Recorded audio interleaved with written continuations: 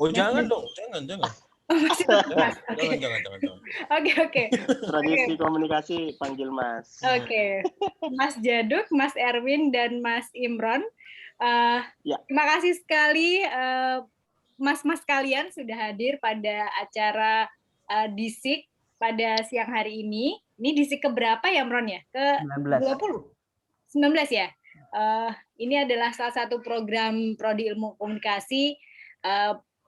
Pada kesempatan yang lalu, saya juga ikut DISIK ke-18, dan itu membahas tentang peran ibu, dan pada hari ini saya rasa semua pembicaraan ini adalah bapak-bapak, jadi mungkin ini area diskusinya lebih ke mas-mas, bapak-bapak, om-om, tapi ada pesertanya juga mungkin mbak-mbak yang juga tertarik dengan One Piece. Jadi Bapak Ibu, teman-teman sekalian yang hadir pada siang hari ini, kita akan membahas tentang membedah realitas One Piece dalam perspektif ilmu komunikasi. Jadi kalau yang tertarik dengan teori One Piece mungkin atau pengen tahu tentang endingnya One Piece, sepertinya bukan di sini ya. Ini lebih ke diskusi ilmiah yang kita sharing bareng gitu loh.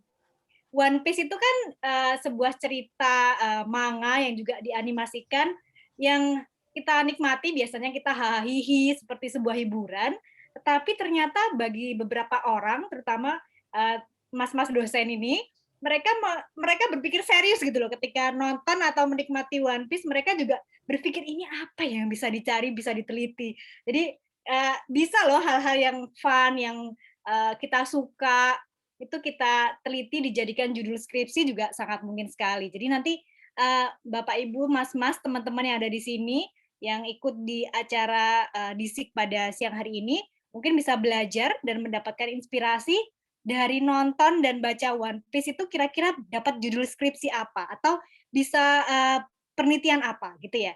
Oke, tanpa ada perpanjangan waktu, without any further ado, kita langsung sambut ya pembicara pada siang hari ini, Mas Imron Rosidi, dosen Ilmu Komunikasi Unima.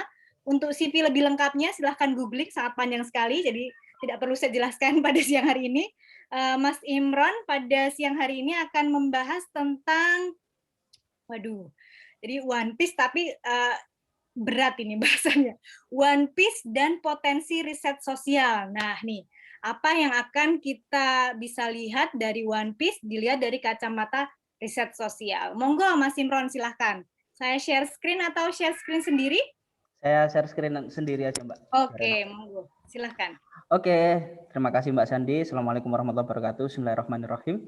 Terima kasih kepada teman-teman yang saya hormati, Mbak Sandi, Mas Erwin, Mas Jaduk, dan semua nakama.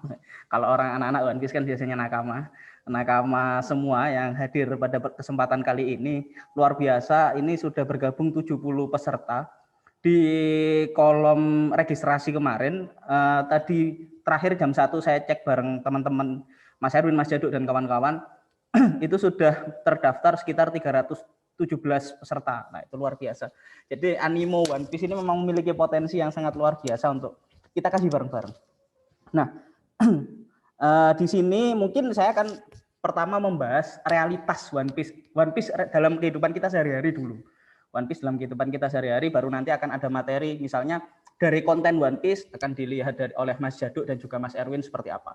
Karena saya adalah di komunikasi lebih concernnya ke komunikasi pembangunan dan komunikasi pengembangan masyarakat. Nah, termasuk masyarakat pecinta One Piece. Nah, di sini yang akan kita lihat kaji. Oke.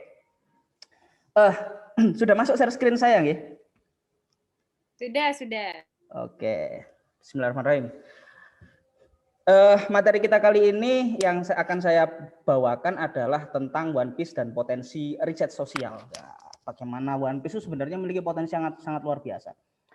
Ada beberapa data ini One Piece dalam angka. Mungkin nakama-nakama di sini sudah tidak asing dengan manga komik terlaris. Bahkan kemarin per 2020 terjual 480 juta. Mungkin sekarang udah naik lagi. Manga terpanjang di dunia 1008 chapter hari ini. Nah, kita sambil nunggu chapter terbaru One Piece ini. Kita sambil nunggu chapter terbaru One Piece. Ini sudah 1008. Kalau di Indonesia mungkin, kalau di luar negeri sudah muncul chapter 1008. Sudah memiliki banyak sekali chapter, manga dengan movie non canon terbanyak, manga dengan anime terpanjang. Pokoknya kalau bicara One Piece itu lah, terbaik, terpanjang, terasik, menarik, terkompleks, banyak pokoknya. Nah, angka-angkanya seperti ini. Selain itu, Kisruh Marijo itu salah satu, selain chapter 1000 ya, chapter yang baru-baru ini itu Kisruh Marijo, di mana pemberitaan Sabo, lalu tentang bagaimana mungkin yang berteori Sabo meninggal dan sebagainya, itu menjadi trending di World Wide No. Jadi artinya mesin pencarian di seluruh dunia itu trending One Piece itu. Nah, trending ini sekitar trending 5, bahkan ada yang trending topik 1 di beberapa negara. Ini di seluruh dunia, Twitter, nah pencarian di Twitter itu sangat luar biasa. Kalau teman-teman bisa lihat itu di situs trend.id itu ada beberapa tren-tren yang sedang muncul saat ini. Nah itu One Piece ini pernah merajai pada saat Kisruh Merijo. Itu bukan chapter 1000. Kisruh Merijo itu salah satu yang cukup gimana ya? Yang cukup fenomenal pada saat itu. Nah chapter 1000, nah beberapa bahkan menjadi obrolan lintas tahun. Artinya coba kita lihat di sini One Piece chapter 1000 itu diberitakan liputan 6, media-media mainstream ini yang memberitakan. Liputan 6, Tirto.id, CNN, itu mulai tanggal 28 Desember sampai dengan 6 Januari. Nah, 4 Januari. Bahkan selanjutnya masih ada teoritikus yang masih membahas, teoritikus One Piece dan sebagainya. Itu masih membahas dan sebagainya tentang chapter 1000. My name is Mugiwara no Luffy, kan seperti itu. Itu yang muncul. Itu yang muncul sangat menarik. Memang chapter 1000 benar-benar gimana ya? Merupakan salah satu chapter yang cukup bagi saya pribadi itu memiliki nilai tersendiri. Nah, ini menjadi obrolan yang sangat luar biasa. Nah, dari angka dan realitas tersebut, One Piece memiliki potensi untuk dikaji lebih serius. Ini kalau teman-teman di sini, karena diskusi ini sebenarnya diarahkan untuk mahasiswa, akan tetapi peminatnya dari luar juga nggak apa-apa, misalnya mengkaji One Piece secara serius. One Piece ini juga sering menjadi bahan objek kajian penelitian. Nah, penelitian terdahulu itu juga sudah cukup banyak, tapi lebih banyak mengkaji ke konten One Piece-nya. Belum mengkaji ke bagaimana fans One Piece atau One Piece itu berpengaruh di masyarakat. Itu sangat memiliki potensi sekali.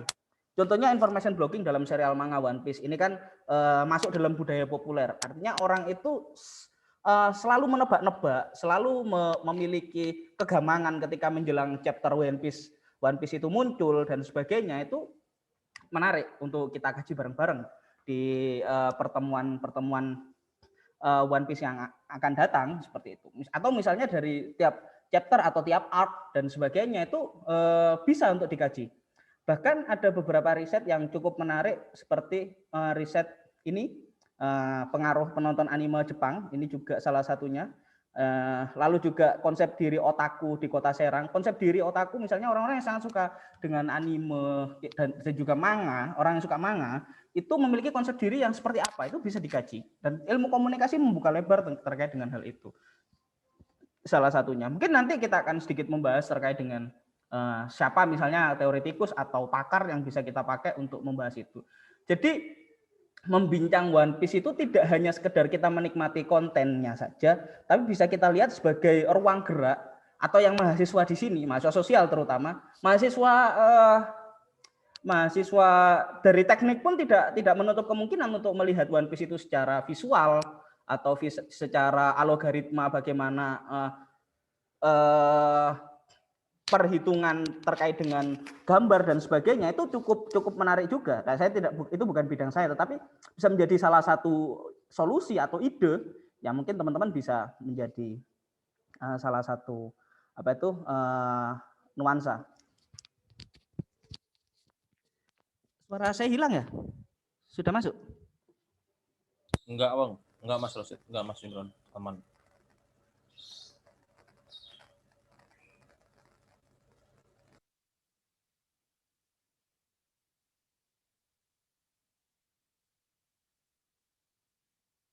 Halo Mas Imron, suaranya Mas Imron. Sekarang malah hilang. Hilang. Ya, coba. Bentar. Sudah masuk ya? Oke, udah. Oke. Ini kayaknya mic-nya ini enggak. Oke, coba saya akan balik lagi ke slide sebelumnya. Intinya adalah One Piece itu kita bisa melihat potensi riset atau bahkan potensi kajian atau bahkan bisa mengarah ke potensi ekonomi yang sangat luar biasa dengan fanbase banyak itu dan sebagainya. Tidak perlu kita lihat dengan sekitar 480 juta kopi ini menjadi salah satu manga terlaris di dunia, manga terlaris bahkan masuk Guinness Book of Record. Menurut angka itu kalau bicara One Piece ya terkeren, termantap dan sebagainya. Nah, dari riset contoh-contoh riset ini kita bisa kembangkan juga ternyata dari bidang ilmu komunikasi atau ilmu sosial kita bisa melihat dari salah satu pakar. Contohnya yang pertama adalah Pierre Bourdieu. Nah, Pierre Bourdieu ini adalah pakar dari Prancis. Beliau mencetuskan konsep yang bernama universe undefined atau semesta yang tak terdiskusikan. Semua fenomena itu bisa bicara kalau menurut Pierre Bourdieu. Dia tidak berfokus pada individu atau kelompok saja karena keduanya adalah struktur yang menstrukturkan. Artinya setiap komentar atau setiap respon daripada nakama semua yang menyukai One Piece bahkan nanti akan berpengaruh tidak hanya pada semesta One Piece itu sendiri, karena tidak tahu ada beberapa fakta menyatakan bahwanya Eiichiro Oda juga melihat komentar-komentar fans-fansnya di sosial media. Ini seperti itu ternyata. Nah, dari situ itu juga membuat struktur baru artinya. Ada habitus di situ, ada habitus para nakama One Piece di sini melihat habitus itu sebuah kebiasaan nakama One Piece ya setiap minggu atau setiap hari Jumat, setiap Jumat kita nunggu chapter terbaru, setiap hari Minggu kita nunggu rilisan episode terbaru dan sebagainya.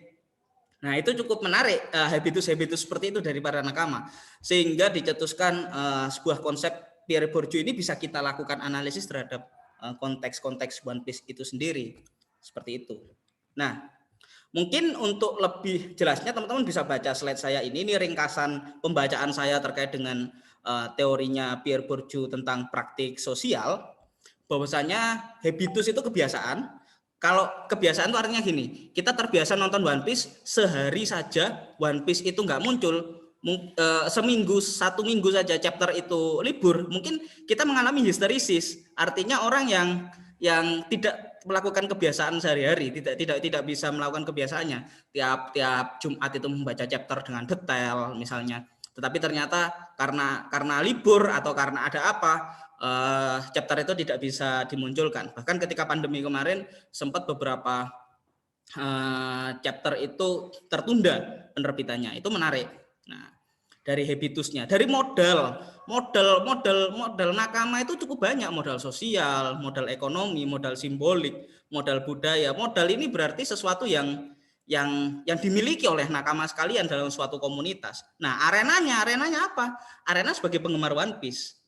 Kalau singkatnya itu kalau di dunia akademik itu kan kita memiliki habitus membaca dan menulis, modalnya modal ekonomi, modal sosialnya teman-teman dan juga dosen misalnya, modal simboliknya dengan bahasa-bahasa akademis, modal budayanya budaya akademis misalnya dengan terkait dengan culture, terkait dengan ijazah dan sebagainya yang sangat labeling.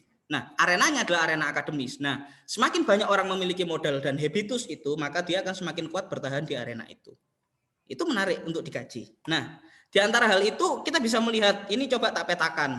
Habitus fans One Piece itu dia tabah untuk menunggu chapter baru tiap pekan. Membaca dan meneliti setiap detail, teks, visual yang bisa menjadi clue. Apa yang akan dipikirkan Eiichiro Oda dan menjadi teori-teori baru. Berteori soal misteri, seperti kekuatan Shanks, apa itu One Piece, Garp saat muda dan sebagainya. Ini merupakan habit yang dimiliki oleh fans One Piece. Nah, modal fans One Piece itu yang paling kuat adalah modal simbolik, seperti sebutan nakama, sugoi dan sebagainya. Itu kan sebenarnya bahasa-bahasa dari yang ada di baik itu manga maupun anime yang muncul seperti itu. Modal kulturalnya kuat seperti budaya Jepang, budaya pop, budaya One Piece itu sendiri seperti sebagai sesama nakama. Ini contoh aja, kemarin saya sama Mbak Sandi itu berdua di ruangan prodi. Saya mau pulang duluan dan ada beberapa mahasiswa juga pada saat itu. Mbak Sandi, temenin dulu lah ini, tugas pekerjaan saya belum selesai. Kata Luffy, nakama tidak akan pernah meninggalkan sahabatnya. Kan seperti itu.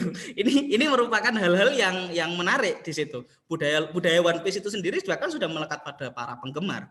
Yang terkuat ya jelas modal sosial. Modal sosial itu kita sesama penggemar One Piece. Pertama kali saya ketemu dengan Mas Jado itu ketika melihat ketika saling tukeran nomor dan background One Piece, background HP-nya Mas Jado pada saat itu pakai Zoro. Waduh, nakama Mas, tak tanya kayak gitu. Dan langsung aja terjadi obrolan ngalor ngidul.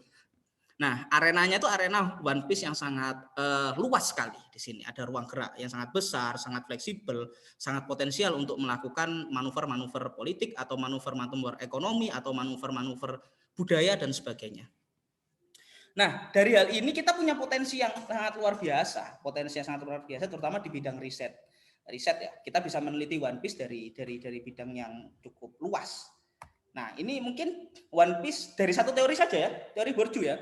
Ada beberapa judul yang mungkin bisa saya tawarkan untuk menjadi ide atau bisa saya tawarkan untuk menjadi inspirasi bagi teman-teman yang mengikuti diskusi ini. Seperti yang pertama ada hysteresis fan One Piece menjelang ending chapter. Ketika tiap hari mereka terbiasa untuk nonton One Piece, nah menjelang ending chapter tuh mereka akan mengalami histeris. Bingung lah mau ngapain, sedih, kecewa, senang, bahagia, bingung karena tidak sesuai dengan kebahagiaannya. Histeresis teoretikus One Piece akibat persekusi netizen ini cukup terjadi banyak. Misalnya akun-akun IG, akun-akun YouTube yang berteori tapi salah, lalu dipersekusi habis-habisan oleh netizen, dia akan mengalami histeresis juga. Biasanya teorinya ketika benar dipuja, tapi ketika salah dikritik. Ini fenomena yang mungkin biasa terjadi di dunia politik atau para artis, tapi di dalam dunia One Piece itu sendiri itu bisa terjadi. Nah, praktek komunikasi kelompok fanbase One Piece dalam digital activity ini menarik untuk dikaji lebih dalam seperti itu. One Piece sebagai arena sosial fans otaku dan sebagainya ini menarik juga hal-hal semacam ini untuk dikaji lebih dalam. Nah, seperti itu. Modal sosial fans One Piece dalam suatu gerakan ini menarik juga. Modal sosial fans One Piece dalam suatu gerakan apa misalnya? Gerakan berbagi. Bahkan misalnya ketika ada bencana gempa di Jepang atau ada bencana gempa di fans One Piece itu yang tergabung dalam beberapa komunitas itu kan saling memberikan support. Artinya misalnya fanbase One Piece di Jogja ketika gempa Jogja, ya fanbase One Piece di Surabaya atau di daerah lain sering membantu mereka. Dinamika kelompok fans One Piece dalam pembahasan teori opini fans, habitus fan One Piece dari cetak ke digital itu ada perbedaan. Ketika zaman saya dulu, ketika mungkin masih SD, membaca komik One Piece itu harus beli di Gramedia dan karena aksesnya baik dari ekonomi maupun keluarga agak susah, saya waktu itu sewa, ada penyewaan komik di daerah saya, saya baca komik One Piece dan ternyata kalau teman-teman pahami, habitus One Piece ini yang mengantarkan saya untuk menjadi seorang akademisi yang sangat menyukai sesuatu yang membaca. Jadi berawal dari membaca komik, saya sangat suka membaca buku akhirnya. Itu menarik, habitus itu. Nah, itu bisa diteliti juga. Nah, maka potensi riset One Piece ini sangat berkembang dan sangat beragam seperti itu. Ini hanya dari satu teori. Dan banyak lagi lah. Dari teori Borju itu bisa kita pecah lebih dalam lagi. Misalnya dalam habitus ada doksa, ada apa. Nanti monggo kalau mau diskusi dengan kami, monggo akan sangat terbuka sekali. Nah, penutup. Dari satu teori saja muncul banyak judul riset secara spontan. Belum lagi dari aspek jumlah fans. Ini bisa kita teliti secara kuantitatif. Pendalaman konten, nanti akan ada Mas Jado dan Mas Erwin yang membahas hal itu dan sebagainya. Maka berkaryalah dengan menggarap serius apa yang kita suka dan kita punya. Nah, yang kita suka dan kita punya itu kita fokuskan. Riset itu kan kenapa tidak menjadi hal yang menarik karena kita tidak suka untuk menjalaninya. Riset soal pengaruh makanan terhadap bagaimana dia beradaptasi dengan lingkungan. Aduh, aku gak paham soal lingkungan dan sebagainya. Ya wes riset judul-judul seperti ini yang One Piece sekali, yang tiap minggu kalian cari, yang tiap minggu nakama semua butuhkan, yang tiap minggu nakama semua nanti. Nah, itu akan menjadi sangat menarik. Tekuni dengan serius yang kamu suka sehingga menjadi ahli, niscaya kamu akan mendapat berkah di sana. Ini katanya Cak Nun, MH Ainun Najib. Oke, mungkin itu dulu dari saya. Bisa dilanjut nanti di sesi diskusi, biar kalau enggak terlalu lama nanti diskusinya malah yang sedikit. Nanti diskusinya aja yang lama. Itu saja. Billahi taufiq walhidayah. Assalamualaikum warahmatullahi wabarakatuh. Waalaikumsalam. Waalaikumsalam warahmatullahi wabarakatuh.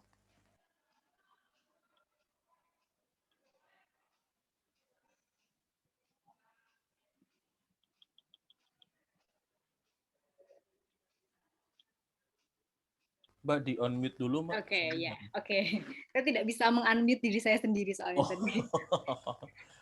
Oke, terima kasih Mas Imron atas pencerahannya dan inspirasinya terkait dengan judul penelitian apa yang bisa dikaji di One Piece. Saya jadi ingat dulu waktu saya kuliah di Amerika, itu saya juga dengan teman saya mengkaji tentang layers dari cerita-cerita One Piece karena itu sangat kompleks ya. Jadi saya kan bahasa Inggris ya dulu. Jadi saya melihat bahwa di dalam cerita One Piece itu juga ada banyak layers-nya.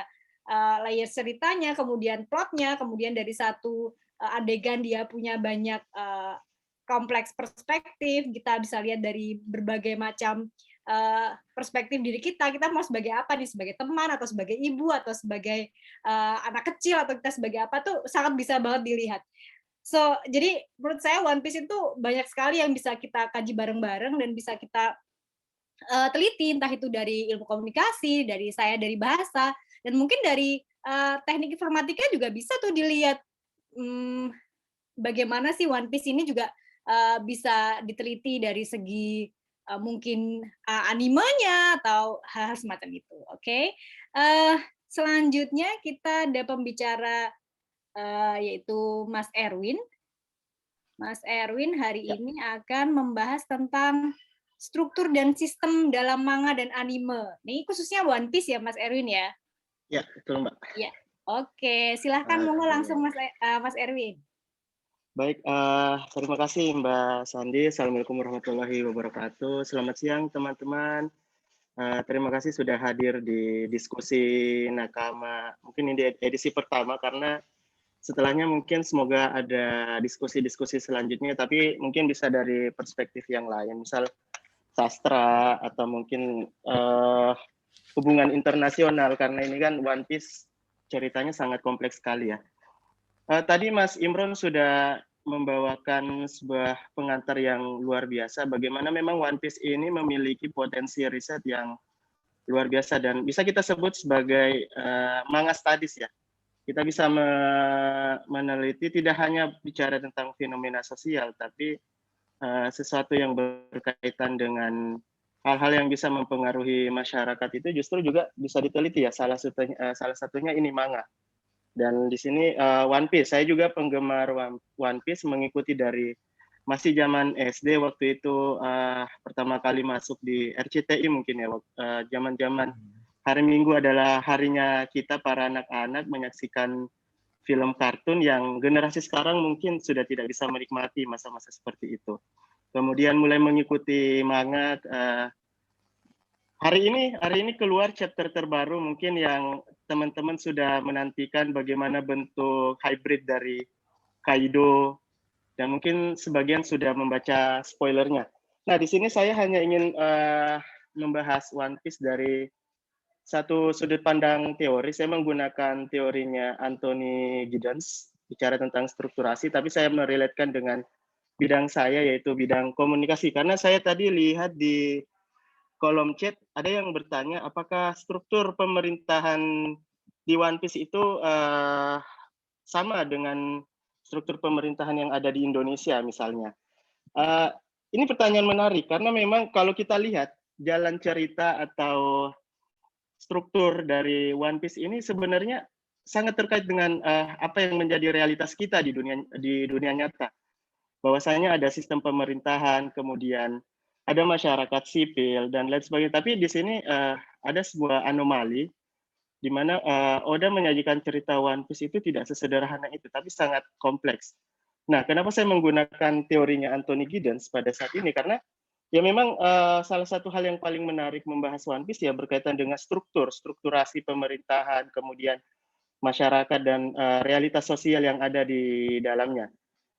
Kalau kita bicara tentang strukturasi ini, Giddens mengasumsikan bahwa manusia itu memiliki kebebasan untuk membangun lingkungannya sendiri. Kemudian salah satu nomenklatur yang paling khas dalam teori strukturasi adalah hubungan aktor, agen terhadap struktur atau institusi. Nah, ini kan kalau kita lihat bagaimana ada bajak laut, kemudian masyarakat sipil, kemudian ada pemerintahan, world government, kemudian kerajaan-kerajaan, revolutionary army, marin dan lain sebagainya. Nah, dalam ini bisa kita teliti sebenarnya teman-teman. Karena Oda sendiri sebenarnya membangun cerita One Piece kan tidak sesederhana itu. Dia berhasil menerjemahkan realitas nyata ke dalam realitas One Piece. Ini mungkin menurut saya sangat jenius, seorang mangaka yang luar biasa jenius karena konstruksi atau rekonstruksi realitas One Piece dari dunia nyata itu memang relate dengan kehidupan kita sehari-hari seperti itu. Misalnya saja kalau kita berbicara terkait teori Giddens, kekuasaan itu dihasilkan dalam reproduksi struktur-struktur dominasi. Kita tahu sendiri bahwa struktur-struktur dominasi di realitas One Piece ini kan ada beberapa, ada world government, Tenryubito di atasnya, kemudian beberapa tahun kemarin muncul karakter yang bernama IM Sama. Ternyata kita dulu awalnya mengira bahwa pemimpin tertinggi itu dipegang oleh Tenryubito. Ternyata masih ada di atasnya. Kemudian ada Gorosei. Ini kan struktur-struktur yang sebenarnya memiliki dominasi dalam realitas One Piece. Kemudian mereka memiliki proksi-proksi seperti Marin, kemudian CP9 atau CPO seperti itu, dan lain sebagainya. Ini sangat luar biasa. Oda merekonstruksikan reproduksi struktur dalam realitas One Piece yang betul-betul luar biasa. Kemudian figur yang memiliki kekuasaan adalah figur yang menguasai sumber daya dan mampu menyalurkannya kepada pihak lain dicatat sebagai bawahannya. Nah, ini Tenryubito dan Gorosei, bahkan Ien Sam ini kan sebagai figur yang memiliki sumber daya, tidak hanya sumber daya kekuasaan, tapi saat ini kan kalau kita mengikuti realitas atau ceritanya One Piece, mereka sedang membangun yang namanya senjata apa yang diproduksi oleh Vegapunk. Ini kan sebagai SSD. Kalau kita relate SSD. Itu kan kalau kita relatekan dengan dunia nyata kan itu juga saat ini sedang terjadi, bagaimana beberapa negara adidaya kemudian tidak hanya membangun sumber daya ekonomi dan manusianya, tapi berkaitan juga dengan bagaimana senjata itu diproduksi untuk melanggengkan kekuasaan mereka. Makanya kemudian sekarang sedang masih arc Wano.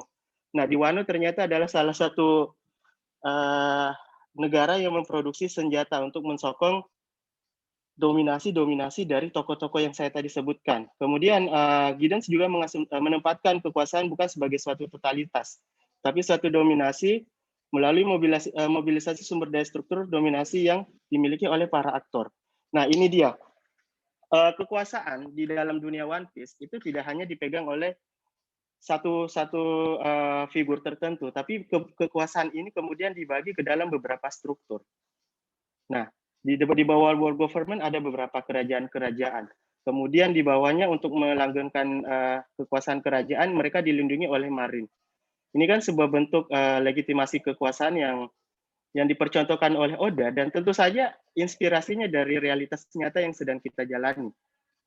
Nah, ini yang saya tadi sebutkan. Ini mungkin ketika kita meneliti One Piece, dengan melihat bagaimana struktur-struktur yang ada di dalamnya, ya kita bisa menggunakan selain pendekatan analisis wacana kritis atau discourse crisis analysis begitu. Karena kalau kita melihat relasi-relasi sosial yang ada di One Piece, ada anomali yang saya sebutkan tadi, di mana seharusnya kan biasanya bajak laut itu atau di sini penjahat, kalau di realitas nyata ini villain atau mungkin figur negatif atau aktor negatif yang harusnya dia menjadi pihak yang terpojokkan, tapi di One Piece berbeda melalui karakter Mugiwara Pirates, bagaimana mereka seharusnya menjadi seorang yang jahat, menjadi villain dalam cerita One Piece, justru menjadi terbalik. Mereka justru menjadi agen yang ingin mendongkrak struktur atau dominasi kekuasaan yang dimiliki oleh Marine dan world government seperti itu. Kemudian ada agen lain atau aktor-aktor lain yang tergabung dalam pasukan revolusi. Nah, ini juga masih menjadi tanda tanya. Siapakah sebenarnya pasukan revolusi ini? Motifnya apa? Kemudian apa yang menjadi kepentingan mereka ini belum diungkapkan oleh Oda. Hanya sebatas bagaimana mereka berupaya untuk menggulingkan pemerintahan dunia. Tetapi kita tidak tahu kepentingan sebenarnya apa dari si Dragon ke ayahnya si Luffy. Nah ini kan ada wacana sebenarnya, ada wacana atau mungkin bisa juga disebut sebagai apa namanya framing yang dibentuk Oda dan kita belum tahu seperti apa. Salah satu tokoh juga pernah bilang teks itu kan tidak turun dari langit, tapi teks itu selalu dibentuk. Mungkin Oda tidak segitu saja membuat struktur cerita One Piece seperti ini, tapi pasti ada motif, ada kepentingan mungkin atau dan lain sebagainya. Ini hal-hal yang bisa kita teliti bersama terkait dengan One Piece, sama seperti yang disebutkan oleh Mas Imron tadi berkaitan dengan habitus dan arena agen dan aktor. Kemudian, nah ini dia. Ketika kita bicara, saya lebih banyak membahas terkait dengan kekuasaan atau struktur kekuasaan di One Piece karena ini sangat menarik. Karena kalau kita lihat kan sebenarnya yang terjadi di One Piece banyaknya kontestasi untuk memperebutkan kuasa. Ada relasi kuasa antar aktor dan agen di dalamnya. Kalau kita bicara struktur dalam realitas One Piece, itu skema pertama kita sebut sebagai struktur signifikansi. Struktur signifikansi ini sebenarnya terdiri atas simbol, kemudian kewacanaan, penyebutan. Nah, ini juga bisa menjadi potensi riset untuk teman-teman mahasiswa atau mungkin yang suka dengan One Piece, bahwasanya ada beberapa simbol-simbol yang dibuat oleh Oda untuk merepresentasikan sebuah kekuasaan di One Piece. Dan kadang-kadang para teorikus One Piece biasanya menganalisis ini dari sudut pandang signifikansinya, simbolnya. Akhirnya lahir teori-teori atau mungkin dugaan-dugaan bahwa setelahnya seperti ini, setelahnya seperti ini. Nah, ini menjadi sudut pandang yang mengantarkan teman-teman misalnya fokusur anime, kemudian animania membuat teori-teori berkaitan dengan One Piece. Kemudian struktur yang kedua di sini ya tentu kita bicara tentang dominasi. Dominasi ini, struktur dominasi itu terbagi atas dua. Ada kalau kita bicara tentang realitas One Piece ya, ada dominasi yang otoritatif dan ada dominasi yang alokatif. Nah, dominasi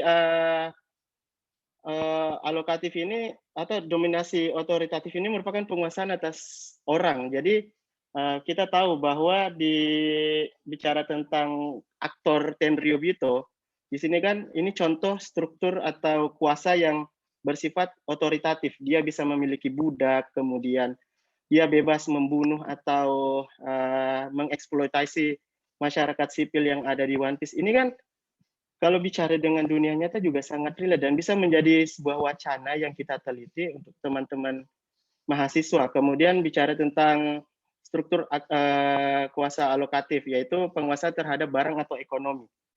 Nah, barang di sini ini yang menjadi kontestasi utama juga dalam realitas One Piece, bagaimana bajak laut, kemudian mencari harta karun, kemudian Marine, world government berusaha untuk mempertahankan harta-harta tersebut. Melalui kerajaan-kerajaan, mereka membuat struktur untuk mempertahankan ekonomi mereka. Ada negara miskin, ada negara kaya. Ini realitasnya sama dengan realitas nyata. Kemudian bicara yang terakhir, struktur atau skema yang terakhir, ini bicara struktur legitimasi. Ini adalah peraturan normatif yang di dalamnya ada tatanan hukum. Nah, ini di One Piece juga ada beberapa undang-undang, kemudian aturan-aturan yang mengikat aktor-aktor dan agen yang ada di dalamnya. Ini juga bisa kita teliti dari sudut pandang ilmu hukum misalnya.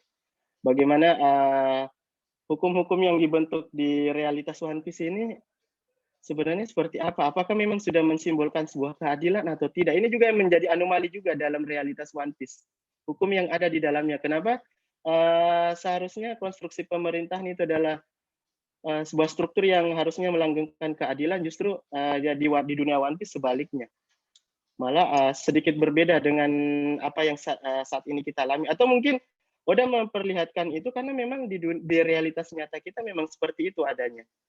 Nah, ini dia yang mungkin menjadi masih tanda tanya dan masih menjadi daya tarik, yaitu One Piece. Atau mungkin kemarin kan sudah dikeluarkan beberapa kisi-kisi atau mungkin clue berkaitan dengan One Piece melalui flashback dari perjalanan Roger yang animenya sekarang masih berjalan, tapi di manganya sudah lewat One Piece.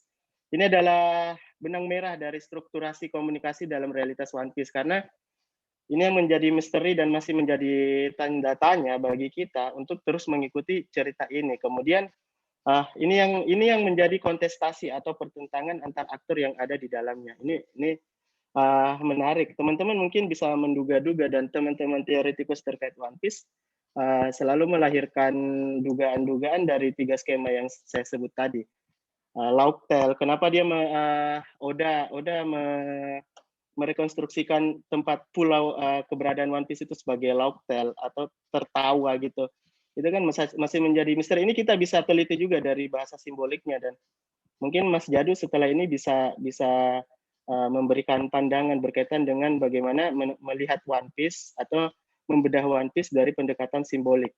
Seperti itu. Kemudian yang teman-teman atau kita perlu pahami bahwa lahirnya tindakan aktor di realitas One Piece itu tidak terjadi begitu saja. Pasti ada motivasi pribadi dan ada tuntutan struktur yang dimana aktor menafsirkan tuntutan tersebut. Kemudian keduanya saling memiliki hubungan. Perlu diingat bahwa teori strukturasi Anthony Giddens ini agak sedikit berbeda dengan teori struktur fungsional yang lain atau strukturalismenya Durkheim. Kalau di Giddens, dia meyakini bahwa hubungan struktur dan agen atau aktor yang ada di dalam itu adalah satu kesatuan atau mereka bersifat dualitas, timbal balik. Nah, seperti itu. Jadi apa yang dilakukan oleh teman-teman bajak laut di One Piece, kemudian Revolutionary Army, ini kan sebenarnya bagaimana mereka menerjemahkan struktur yang ada di atas yang justru menjadi antitesis dari keadilan itu sendiri. Dan ini bisa kita teliti juga, teman-teman, bagaimana setiap tindakan dari aktor-aktor yang ada di One Piece menarik untuk bisa kita lihat secara jauh ada apa di baliknya, seperti itu. Nah, mungkin itu pemantik dari saya. Mungkin di sini teman-teman ada yang tadi saya baca ada yang sedang tesis membahas tentang One Piece. Kita sebut itu sebagai manga studies. Bisa memberikan pandangannya, atau mungkin ada yang sudah membaca tentang Giddens lebih dalam, karena ini sebatas penerjemahan saya bagaimana teori Giddens saya bawa dalam realitas One Piece, tapi tetap saya kaitkan dengan ilmu komunikasi. Seperti itu mungkin Mbak Sandi dari saya untuk pemantik siang menjelang sore hari ini. Terima kasih. Oke Mas Erwin, terima kasih atas pencerahannya pada siang hari ini. Menarik sekali kan teman-teman nih, pertanyaannya yang di kolom komentar udah ramai sekali. Nanti mungkin di akhir bisa kita pilih mana pertanyaan-pertanyaan yang memang bisa kita diskusikan setelah sesi presentasi dari pembicara kita yang terakhir, ya ini ada Mas Jaduk, yaitu dosen dari Ilmu Komunikasi Untidar, yang akan membahas tentang kecantikan dalam manga dan anime. Kecantikan, betul nih Mas? Iya, gambaran perempuan lebih tepatnya. Wah, oh ya, gambaran perempuan dalam manga dan anime. Memang menarik sekali ya, kita melihat perempuan di anime One Piece itu cenderungnya digambarkan dengan cara-cara yang seperti itu ya. Yang tahu sendirilah gitu kan. Yang seperti itulah. Ini kayaknya sudah dewasa semua itu. pesertanya, jadi ya yang seperti jadi itu. Enggak. Jadi ini lolos sensor ya. Jadi enggak ini karena saya pikir udah pada dewasa semua, jadi mungkin ya nggak perlu ada sensor lah di sini. Iya, standar kecantikan One Piece berarti ini ya Mas ya, kira-kira membahas tentang standar kecantikan. Iya, lebih ya tentang itu. Iya, oke. Silakan monggo langsung Mas Jaduk.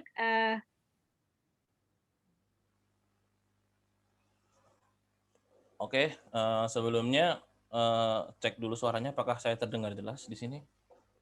Jelas, terdengar. Oke. Terima kasih sebelumnya buat Mbak Sandi. Mohon izin dulu buat Mas Imron, Mas Erwin sebagai kontestan terakhir ini saya. Izin untuk sharing, ini lebih ke arah sharing ya, bukan ini kan bukan kuliah ya, ini kan kita sharing ya. Sharing tentang simbol-simbol. Saya karena basic saya adalah tentang studi media, jadi tentang kajian media. Jadi ya menurut saya perempuan dalam One Piece atau kecantikan dalam One Piece itu layak untuk dikaji lebih dalam. Karena riwayatnya adalah saya dulu juga sama tadi mungkin ada yang S2 sedang bahas anime tadi kan ya. Itu saya juga S2 bahkan saya membahas Disney. Jadi kecantikan juga tapi dalam Disney gitu loh. Jadi ya memang karena pertama adalah saya suka kartun, yang kedua ya kenapa nggak kita belajar dari sesuatu yang kita suka kayak gitu. Nah, di sini saya akan membahas mengenai bagaimana gambaran perempuan dalam manga One Piece. Sebelumnya saya ingin ngomentarin dulu tadi Mas Imron ada membahas histerisis ya kalau nggak salah ya Mas Imron ya.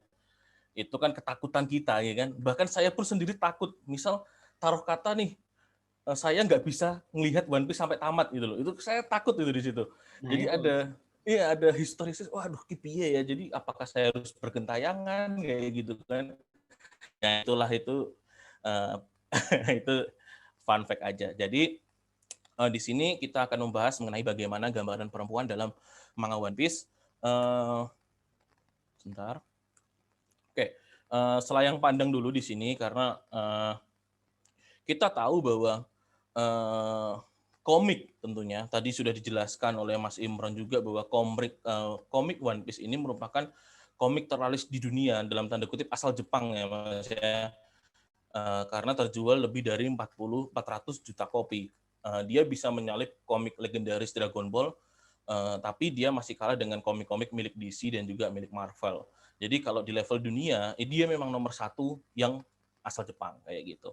Nah, mengapa hal ini kemudian menjadi menarik bahwa McLuhan itu sempat menjelaskan bahwa media-media novel atau media-media yang bersifat tulisan itu akan kalah dengan media-media berbasis gambar. Contohnya adalah komik, majalah, ataupun media lain. Dan itu terbukti. One Piece sekarang sudah 400 lebih dari 400 juta kopi itu nggak main-main gitu kan. Nah, kita masuk ke simbol yang ada di One Piece ini bahwa kita tahu bahwa ketika kita berbicara mengenai perempuan, kecantikan perempuan dalam media massa, perempuan dalam media massa itu nggak jauh-jauh dari posisi dia sebagai objek eksploitasi. Objek eksploitasi di sini maksudnya adalah perempuan itu tidak atau ditempatkan tidak memiliki kuasa, bahkan dalam mengolah tubuhnya sendiri. Media cenderung mengeksploitasi tubuh perempuan dan menampilkannya sebagai sosok yang sensual, cantik, dan juga menarik. Mengutip dari statement Pierre Bourdieu bahwa tubuh itu atau tubuh perempuan itu akan terus-menerus terancam oleh yang namanya objektifikasi yang dilakukan oleh pandangan dan perkataan dari orang lain. Perempuan dalam media massa ini cenderung untuk ditampilkan sesuai dengan keinginan dan kepuasan penciptanya atau konsumennya. Penciptanya di sini adalah si Oda Sensei, konsumennya adalah ya kita-kita ini yang baca One Piece kayak gitu. Nah, kalau kita bilang mengenai kecantikan atau sensualitas dalam tubuh dalam perempuan dalam komik One Piece, itu nggak jauh-jauh dari istilah fan service. Nah, kita mungkin tahu ya fan service itu apa. Jadi kan fan service itu merupakan salah satu bagian dari manga maupun anime yang menampilkan sensualitas yang bertujuan untuk memuaskan pembaca atau penonton. Bahkan di sini Eiichiro Oda itu dengan tegas menggariskan perempuan atau karakter mana yang digambarkan cantik dan mana yang tidak. Itu terlihat jelas dengan cara atau kita melihat secara kasat mata pun bisa dari pola gambar wajahnya, pola wajahnya, morfologi tubuhnya, dan kawan-kawan. Jadi kalau kita bisa bandingkan atau kita bisa lihat si karakter koki kebanggaan kita, Vinsmoke Sanji, itu ibaratnya dia adalah sebuah penanda ini perempuan cantik atau tidak. Ingat ketika kita berada dalam Arc Water 7, itu ketika Sanji bertemu dengan perempuan cantik, itu selalu bereaksi. Tetapi tidak ketika dia bertemu dengan nenek Kokoro. Kenapa? Padahal sama-sama perempuan, gitu kan? Nah, itulah yang dimaksud dengan gambaran tegas gambaran tegas Oda ketika melihat mana yang cantik dan mana yang tidak. Nah, ketika kita membahas mengenai mitos kecantikan perempuan, itu selalu atau kita bisa menggunakan pandangan atau konsep yang dimiliki oleh Naomi Wolf dalam buku Beauty Myth-nya, gitu teman-teman. Jadi di situ Naomi Wolf berkata bahwa perempuan itu menjadi objek sosial, perempuan itu nggak bisa lepas dari kontrol sekitarnya dan kawan-kawan. Itu yang sangat disayangkan. Nah, kita berbicara masuk ke dalam yang namanya mitos kecantikan. Dalam buku The Beauty Myth, How Images of Beauty Are Used Against Women, mengawali ini itu dengan menunjukkan bahwa selama ini tuh perempuan-perempuan kulit hitam, kulit coklat, maupun kulit putih di Amerika berhadapan dengan kecantikan yang menjadikan perempuan itu sempurna. Jadi bahkan kulit putih pun jadi nggak cuma ngincer kulit berwarna dalam hal ini ya, tuh kulit putih pun itu juga mereka merasa insecure kalau bahasa zaman sekarang. Mereka merasa insecure, mereka merasa nggak yakin, nggak mantap dengan dirinya kalau tubuh mereka nggak tinggi, nggak langsing, dan kawan-kawan. Itulah juga yang tertampang atau tergambarkan oleh Oda dalam komiknya. Kemudian dari menurut Naomi Wolf ini, perempuan yang sudah menurut media-media itu digambarkan seperti itu membuat para perempuan mulai memberikan perhatian khusus terhadap hal-hal semacam penampilan fisik, tubuh, wajah, rambut, dan kawan-kawan, di mana mereka berusaha untuk mencapai standar bahwa apa yang menurut media cantik itu ada yang harus saya miliki. Di sini Oda pun juga melakukan hal yang sama. Oda menggeneralisir hampir semua perempuan dalam dunia One Piece itu memiliki, ya kita tahulah, memiliki tubuh yang hampir mirip, bahkan kesamaan bentuk karakter. Kalau kita lihat karakternya Rebecca dengan Nami itu hampir sama wajahnya. Kemudian karakter Nico Robin dengan Boa Hancock itu hampir sama wajahnya. Jadi hal itu sangat-sangat terjadi dalam komik One Piece. Nah, sekarang kita masuk ke karakter-karakter dari dalam One Piece, yaitu kita sudah tahu lah ini beberapa perempuan-perempuan yang menjadi atau ada fan service-nya dalam komik One Piece. Nggak perlu saya sebut satu-satu, teman-teman di sini pasti udah hafal di luar kepala siapa saja ini, ya kan? Ya, kemudian, nah ini yang saya maksud tadi adalah One Piece itu membawa karakter-karakter atau Oda, dalam hal ini Oda, itu berusaha untuk mengeneralisir simbol-simbol perempuan yang dianggap cantik. Coba perhatikan kalian tubuh dari Tashigi hingga ke Vivi. Ya kan, dari Tashigi, Perona, Robin, Nami, Boa Hancock, dan juga ke Nefertari Vivi. Kalau kita menelisik lagi, kita lihat dari bawah, itu kaki yang jenjang, ya kan? Itu kaki yang jenjang. Kalau kita melihat ke komik-komik fenomenal dari Jepang, itu ada Dragon Ball. Dragon Ball itu tidak menggunakan gambaran perempuan cantik itu kakinya harus jenjang setinggi ini, itu tidak. Tapi yang saya heran adalah ketika kita melihat kaki yang jenjang dalam manga Jepang itu terjadi dalam komik Kapten Tsubasa. Kita lihat bagaimana Kapten Tsubasa itu kakinya tinggi-tinggi dan kawan-kawan, mungkin saja itu menutupi stereotip orang Jepang kalau orang Jepang itu pendek. Oke, kita naik lagi, setelah kaki kita masuk ke pinggang, di mana pinggang itu rata-rata sama, lekukannya terlihat jelas. Kemudian setelah pinggang kita tahu naik kemana, itu juga sama polanya, kayak gitu kan. Rambut juga mungkin hampir mirip. Nah, bagaimana sih cantik versi Oda? Ini menurut SBS keluaran edisi 79, Oda bilang bahwa cara gambar dia itu cukup sederhana, bahwa gambar perempuan itu cukup sederhana, yaitu dengan 3 lingkaran dan juga 1 X kayak gitu. Jadi kenapa semua perempuan dalam One Piece itu digambar serupa? Inilah jawabannya. Cara Oda menggambar One Piece ya memang seperti ini, nggak bisa dipungkiri mau gimana pun juga. Sekarang kita lihat lagi bagaimana cantik itu melambangkan sifat ataupun fisik, terutama melambangkan sifat atau karakter perempuan. Di sini dijelaskan bahwa Oda Sensei seolah memberikan sebuah garis pembatas. Garisnya itu sangat tegas antara cantik dan kurang menawan. Saya nggak bilang jelek, tapi kurang menawan. Ya kan? Cantik dan kurang menawan. Karakter dengan desain yang aneh itu biasanya adalah villain atau karakter dengan karakter yang kocak, karakter lucu-lucuan. Karena itulah tidak jarang orang menganggap bahwa dalam cerita One Piece kecantikan itu menjadi lambang dari kebaikan. Oke, kita tengok di sini.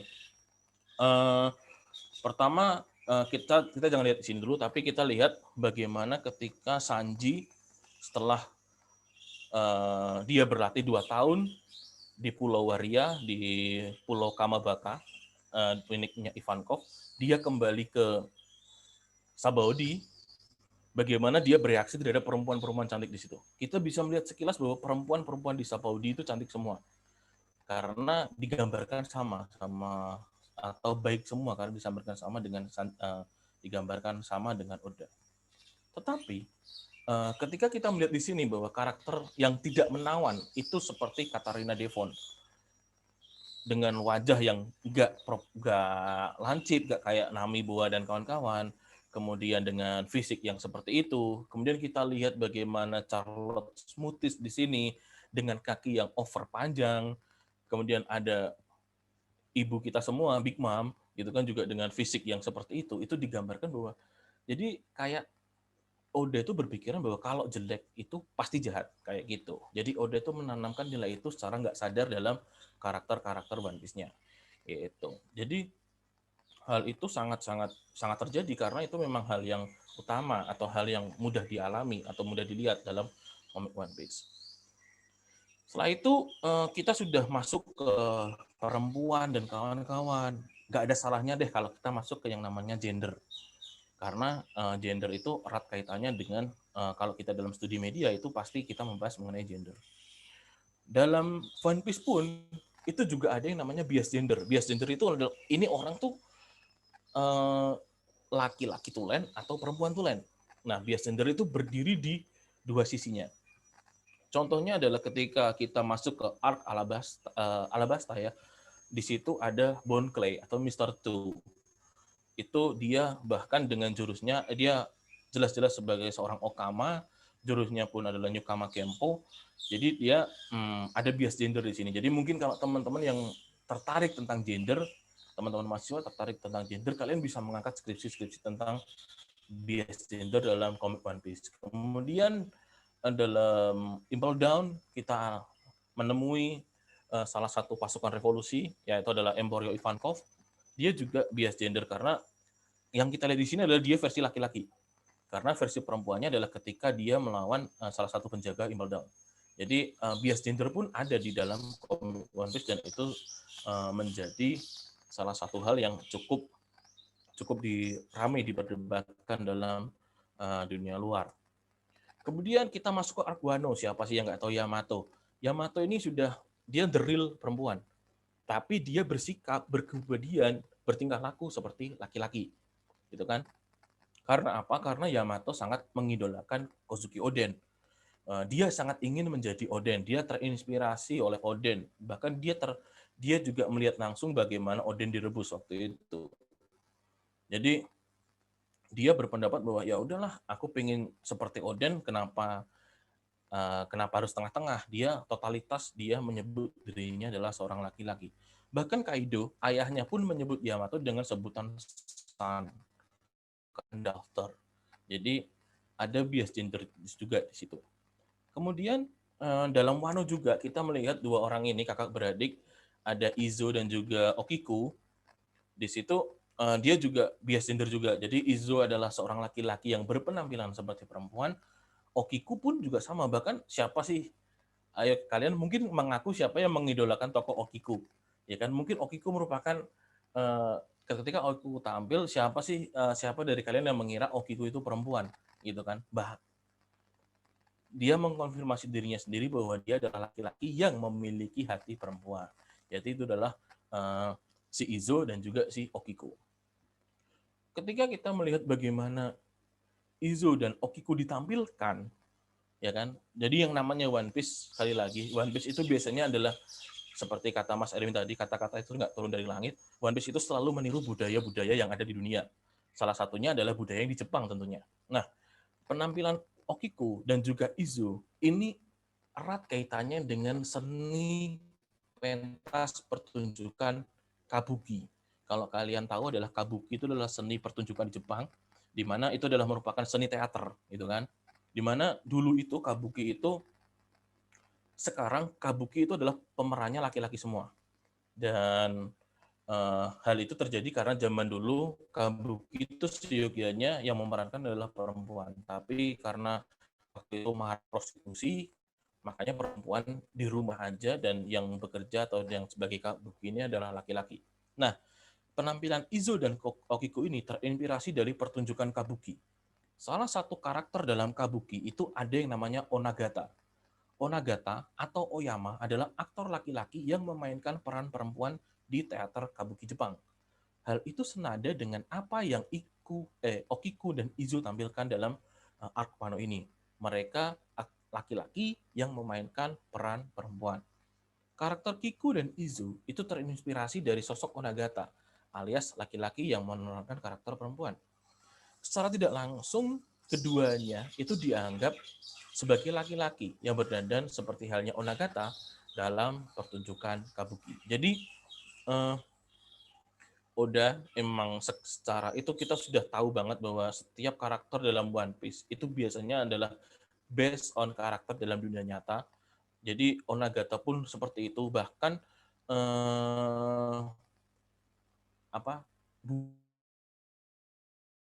buah iblis Kaido itu kan itu kalau dalam budaya Jepang ikan yang sudah ikan itu merupakan cerminan dari dewa, di mana ikan itu bisa berubah menjadi naga, dan naga itulah yang sosok Kaido sekarang gitu. Dan Onagata merupakan salah satu kebudayaan yang sengaja dikopi oleh Oda untuk diterapkan ke dalam manganya, dan masih banyak lagi budaya-budaya, baik itu budaya di Jepang, budaya di manapun yang kemudian diterapkan oleh Oda dalam komiknya. Nah, ini akhir kata adalah saya ingin memantik kalian, teman-teman mahasiswa, untuk bisa kok kalian ngambil skripsi atau ngambil penelitian. Kalau yang sedang skripsi, bisa kok kalian ngambil topik skripsi dari hal-hal yang kalian suka.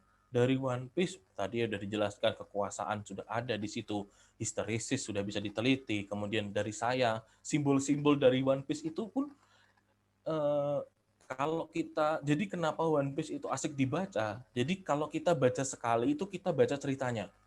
Kalau kita baca 2 kali, kita lihat detail-detailnya, detail kecil yang ada dalam setiap panel komik gitu kan. Nah, itulah hal yang menarik. Jadi detail-detail kecil itu simbol atau clue yang mungkin bisa membuat kita untuk peka dan membuat simbol itu menjadi topik penelitian. Begitu presentasi dari saya. Semoga kita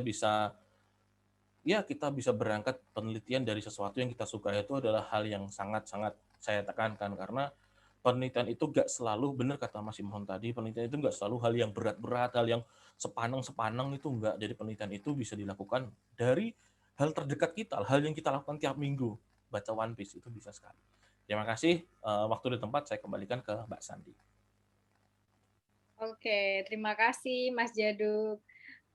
Menarik ya. Kita sudah tadi diberi pencerahan terkait simbol-simbol yang ada di One Piece. Salah satunya adalah bagaimana Oda Sensei ini menggambarkan karakter perempuan yang ada di One Piece. Dan saya setuju sekali, memang karakter perempuan di One Piece itu sangat ini ya, kelihatan beda banget ya, antara yang cantik dan yang enggak. Itu benar-benar proporsi tubuhnya itu sangat berbeda sekali. Makanya itu sangat juga ada di film-film Disney. Saya juga setuju, dulu teman saya itu meneliti bagaimana karakter perempuan di film Aladdin itu digambarkan di Disney itu apakah dia benar-benar mengkontekstualisasikan budaya Timur Tengah gitu. Jadi sebenarnya apa yang kita tonton, apa yang kita baca, entah itu komik ataupun novel ataupun film-film animasi atau film-film yang ada di sekitar kita tuh sangat bisa sekali untuk kita teliti bareng-bareng ya. Jadi bisa jadi judul skripsi.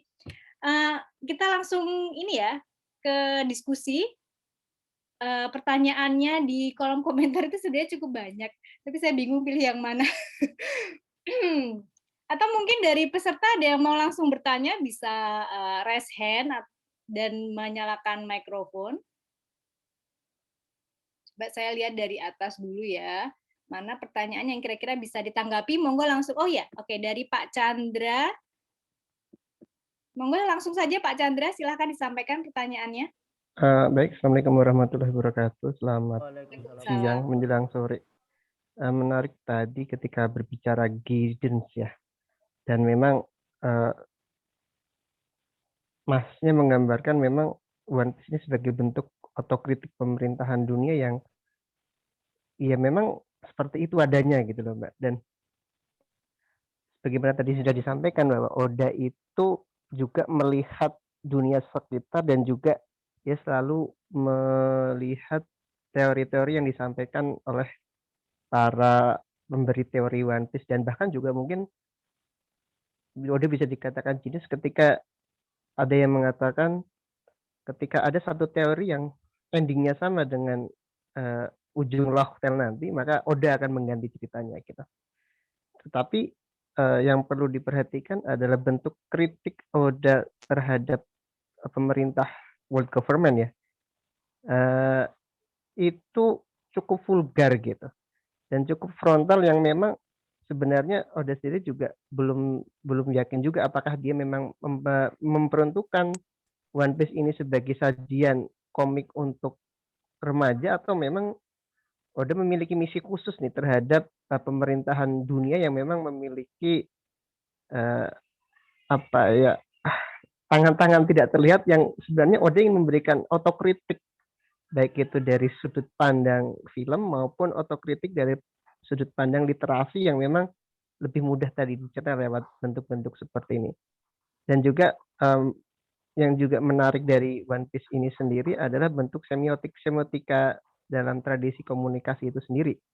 Terkadang Oda memberikan gambaran cerita berapa puluh atau berapa ratus chapter ke depan itu lewat gambar-gambar di depan ketika mau mulai manga seperti itu. Dan beberapa kali itu terbukti. Nah, ini juga menarik ketika kita bisa mencoba mengulik One Piece dari sisi semiotikanya itu sendiri, bahwasanya simbol-simbol seperti yang kemarin sempat heboh waktu di negara langit ya, di Jaya dan negara tempatnya Enel itu sendiri, banyak simbol-simbol yang akhirnya ada di sini atau bahkan mungkin seperti Poneglyph itu sendiri yang sebenarnya bisa diulik menjadi penelitian. Jadi sebenarnya ya yang bisa ditanyakan adalah sejauh mana sebenarnya Oda ini memberikan gambaran luas terhadap ilmu komunikasi. Apakah hanya sebatas per segmen atau sebenarnya lebih menyeluruh? Kita bisa mengkaji One Piece dari berbagai sudut dan berbagai tradisi kajian riset di ilmu komunikasi. Mungkin seperti itu, Mbak. Terima kasih.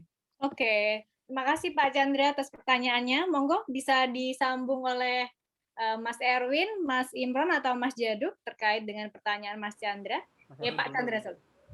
Ya, terima kasih Pak Chandra. Saya sepakat dengan apa yang dikatakan oleh Pak Chandra. Kemudian berkaitan dengan pertanyaan apakah ini hanya per segmen atau secara parsial kita kaji. Sebenarnya secara holistik kita bisa melihat atau mengkaji One Piece dari berbagai sudut pandang apapun itu di dalam ceritanya. Jadi karena saya lihat Oda membangun cerita One Piece ini saling terikat satu sama lain, bahkan ketika chapter 1000, chapter 100 itu semua saling terkait, ada benang merah di dalamnya. Jadi ketika kita mengkaji One Piece secara parsial, maka akan ada kekosongan-kekosongan. Jadi untuk mengisi kekosongan itu memang harus kita kaji secara menyeluruh mungkin. Misal untuk mengkaji sebuah struktur ya kita harus tidak hanya berbicara tentang world government atau mungkin bajak laut satu persatu atau kelompok per kelompok, tapi harus kita lihat hubungan antar satu struktur ke struktur lain. Jadi bonding yang dibangun oleh Oda ini memang cukup menarik untuk kita kaji. Atau mungkin Mas Imron ada tambahan untuk kajian ini? Karena ini kan berkaitan dengan apakah memang bisa kita secara keseluruhan seperti itu, Mas? Oke, berkaca secara keseluruhan kan kita bicara One Piece itu tidak hanya sekedar bicara. Ya Mas, dideketin mic. Ya. Oke, berbicara keseluruhan, udah masuk suara saya? Oke, bicara One Piece itu tidak hanya sekedar bicara komik ya, menurut saya, atau manga, atau sekedar anime, tidak hanya bicara itu, tapi realitasnya juga harus kita baca. Bagaimana interpretasi, lalu bahkan kenapa muncul teks itu atau kenapa muncul visual itu juga menarik untuk dikaji. Seperti mungkin kalau dalam ilmu komunikasi kan ada pendekatan analisis isi kuantitatif, bahkan kita sekarang belum ada yang mengkaji berapa sih jumlah hero di dalam One Piece itu sendiri, berapa jumlah anti hero di dalam One Piece itu sendiri, berapa jumlah villain dalam One Piece itu sendiri. Itu kan sangat menarik ketika kita lihat. Jadi misalnya jadi nanti bisa disimpulkan dari analisis konten kuantitatif misalnya, itu bisa dengan hal-hal semacam itu. Jadi riset-riset One Piece itu bisa kita mulai dengan riset-riset kecil, atau mungkin kita bisa langsung melakukan riset besar, menganalisis semua chapter kalau misalnya kita mau semiotiknya, atau bahkan seperti yang saya contohkan tadi, kita bisa melihat dari sisi gerakan sosial masyarakatnya. Nah, fans One Piece ini militan, contohnya aja webinar ini ramai sekali. Ini kan realitas yang kita hadapi saat ini, nggak usah jauh-jauh. Nggak usah jauh-jauh. Saya tuh berkali-kali bikin webinar menyentuh angka 100 itu susahnya minta ampun. Nah, ini kan gitu One Piece langsung begitu One Piece langsung pendaftarnya 300 kemarin, luar biasa. Itu kan realitas yang sekarang kita hadapi. Jadi bisa kita lihat, atau bisa juga kita melakukan beberapa kajian, misalnya sebenarnya apakah Oda itu membuat sebuah konsep teori konspirasi dan sebagainya seperti yang Mas Jaduk tunjukkan. Kalau boleh izin share screen, saya akan share. Nah, ini salah satu tokoh yang mungkin bisa menjadi inspirasi juga. Nah, ini Queen. Queen ini adalah salah satu all-star-nya Kaido. Dia ini kan mungkin kalau bicara dari sisi tokoh, ya udah Queen bentukannya kayak gini aja. Tapi kalau melihat dari perspektifnya Mas Jaduk tadi, ini Queen ini bisa kita bawa jauh sekali. Bahkan ini bisa kita lihat sebagai konsep rasisme, bahkan mungkin Oda. Kenapa orang yang buat virus? Nah, Queen diceritakan dia bikin virus juga. Selalu disimbolkan dengan visual seperti orang Cina. Nah, ini kan seperti orang Cina.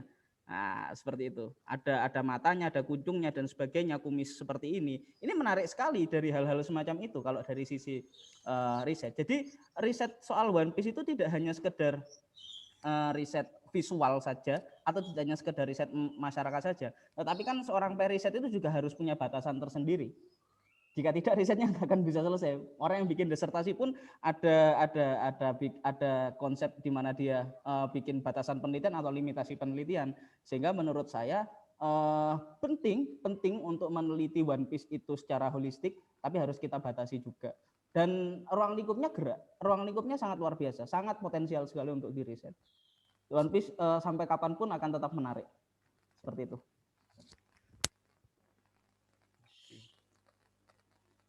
Mungkin ada tambahan dari Mas Jaduk atau sudah cukup? Menurut saya sudah cukup sih Mbak, karena sekali lagi bahwa ketika kita bisa menggunakan metode apapun ketika kita ingin meneliti tentang One Piece ini, bisa pakai strukturasi, bisa pakai semiotika, bisa pakai persepsi dan kawan-kawan, itu sangat bisa sekali. Jadi segitu kompleksnya dari satu komik yang kita baca setiap minggu gitu. Oke, terima kasih jawabannya dari Mas Erwin, Mas Jaduk, dan juga Mas Imron. Semoga cukup menjawab ya Pak Chandra. Ada lagi mungkin yang secara langsung mau bertanya kepada narasumber? Saya. Oke. Bertanya. Adi Brata Irian, betul? Oh iya, terima kasih Ibu Adi Brata Iriansa. Ini yang mana dulu yang bertanya? Mbak Galaxy Grand Prime atau? Oh, saya dulu atau gimana, Nah? Saya mau bertanya, Bu. Oke, mohon maaf Pak Adi Brata, tunggu sebentar ya. Ini yang tanya tadi Mbak Galaxy Grand Prime dari siapa nih Mbak? Namanya? Assalamualaikum warahmatullahi wabarakatuh. Waalaikumsalam. Oh iya. Assalamualaikum warahmatullahi wabarakatuh. Perkenalkan, nama saya Rida Nurrahman, mau bertanya, itu kan dalam cerita jika dikaitkan buat kalangan anak-anak, sekarang itu bagaimana menerapkan komunikasi yang baik dan bijaknya itu loh. Terima kasih. Assalamualaikum warahmatullahi wabarakatuh.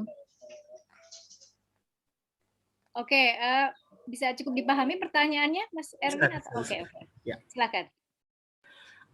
Ini terkait dengan edukasi. Memang kalau kita seorang dewasa yang membaca One Piece ini kan sebenarnya bisa menganggap One Piece sebagai anime yang cukup vulgar sebenarnya, dan untuk anak-anak atau mungkin di bawah umur ketika membaca anime ini kayak agak menyeramkan juga. Tapi sebenarnya ada beberapa nilai yang bisa kita tanamkan, yang bisa kita ajarkan. Misalnya tadi yang di awal Mas Imron sempat singgung bahwa seorang nakama tidak akan pernah meninggalkan sahabatnya, seperti itu. Kemudian banyak lagi nilai-nilai yang sebenarnya bisa kita petik dari anime One Piece ini.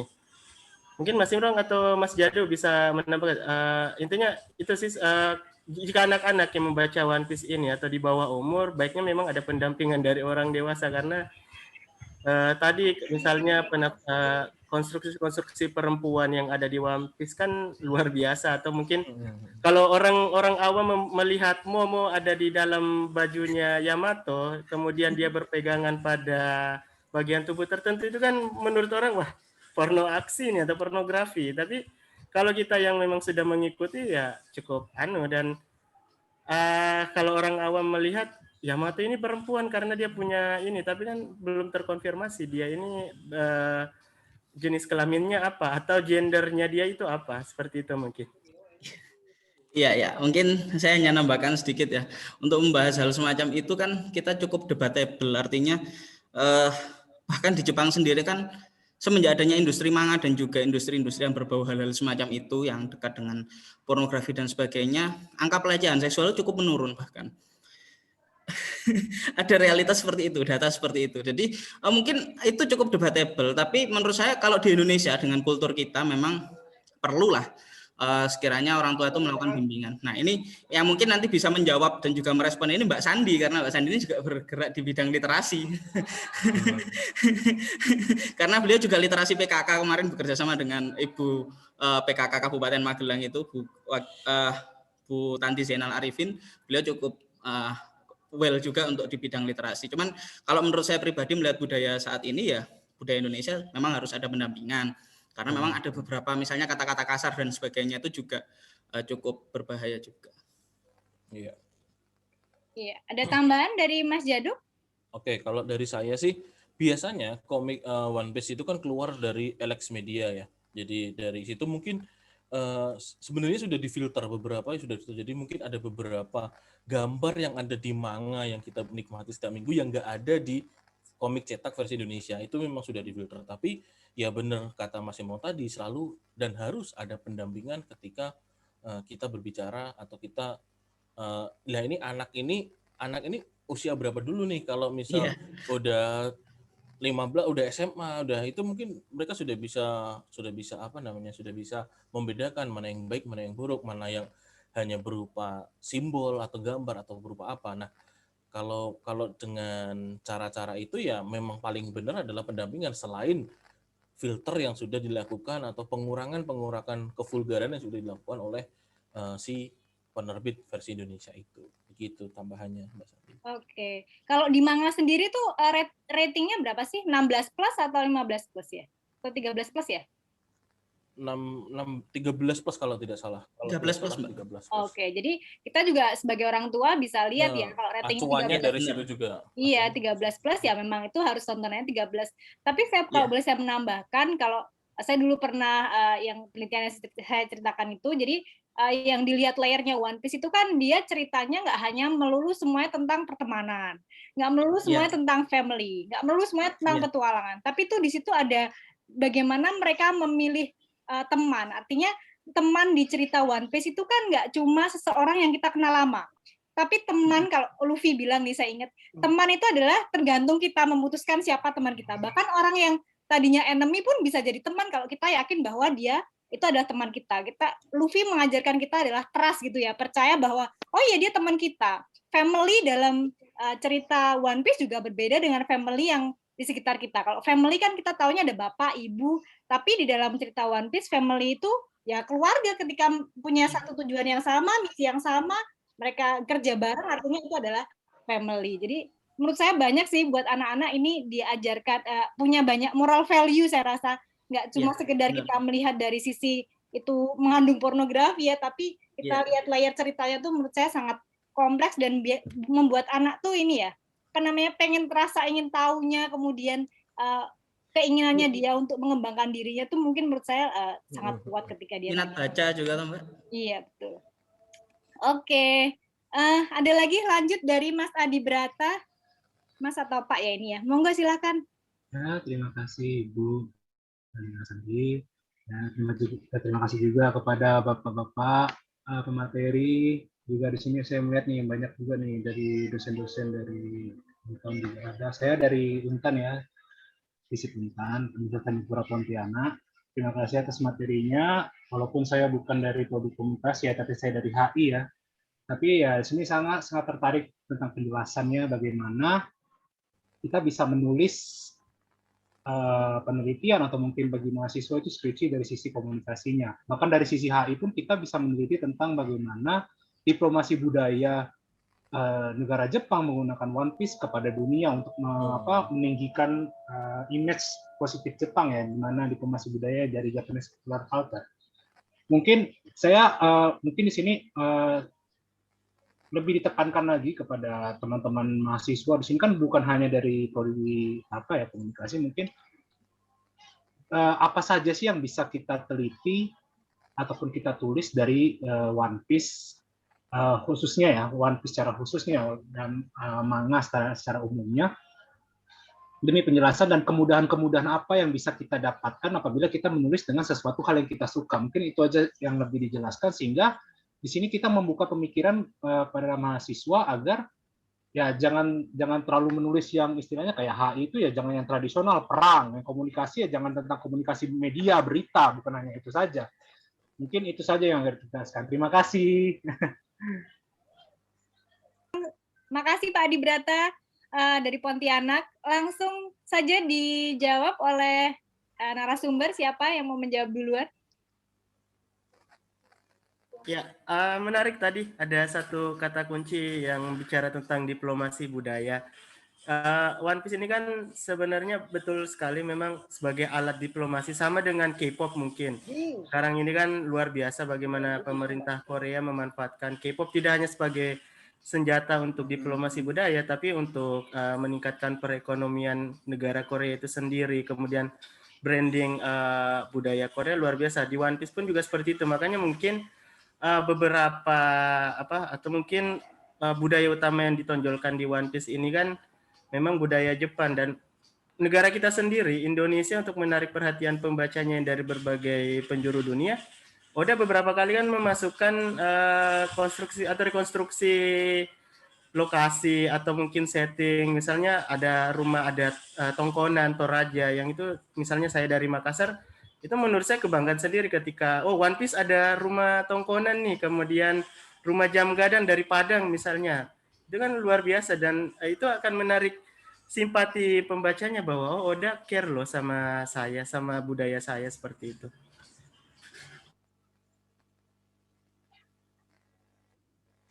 Mungkin saya akan menambahkan, jadi kemudahan-kemudahan apa yang bisa kita lihat ketika kita melakukan riset terkait One Piece secara khusus atau manga secara umum adalah paling tidak kita sudah tahu objeknya. Kita sudah mengenal objeknya, itu paling tidak. Periset itu kan paling gampang ketika dia sudah mengenal objeknya. Apalagi kalau riset kualitatif, wah itu kan masuk ke dalam objek itu susah sekali. Misalnya mau ngeriset soal buku, dan dia padahal nggak pernah baca buku itu, waduh itu susahnya minta ampun. Nah, kan seperti itu. Nah, paling mudah itu seperti itu. Yang kedua adalah kita menjalannya dengan senang.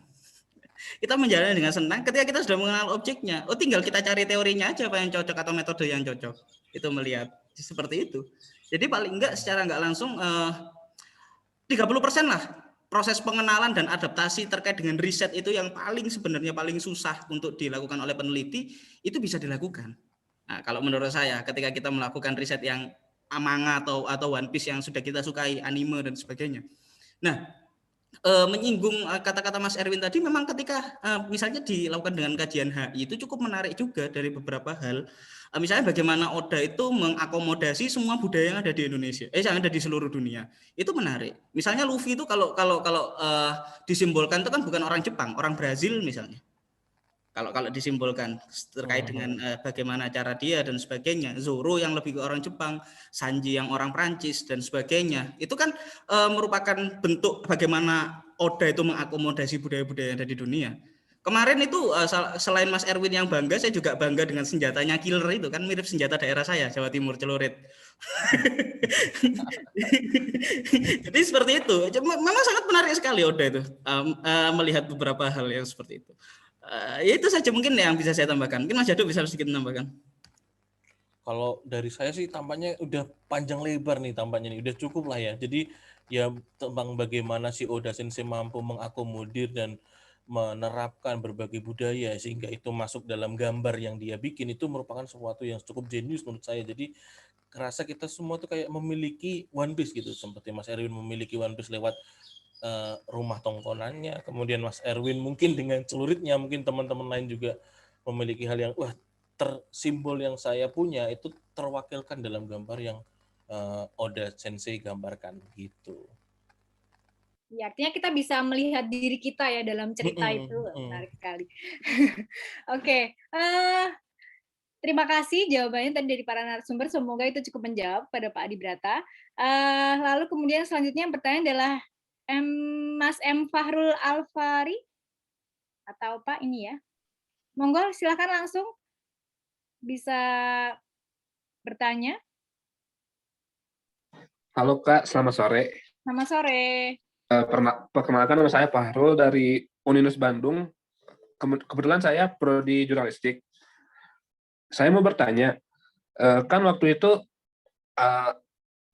saat akhir cerita Whole Cake Island, salah satu pemicu naiknya bounty Luffy kan akibat pemberitaan yang disebabkan oleh Morgan.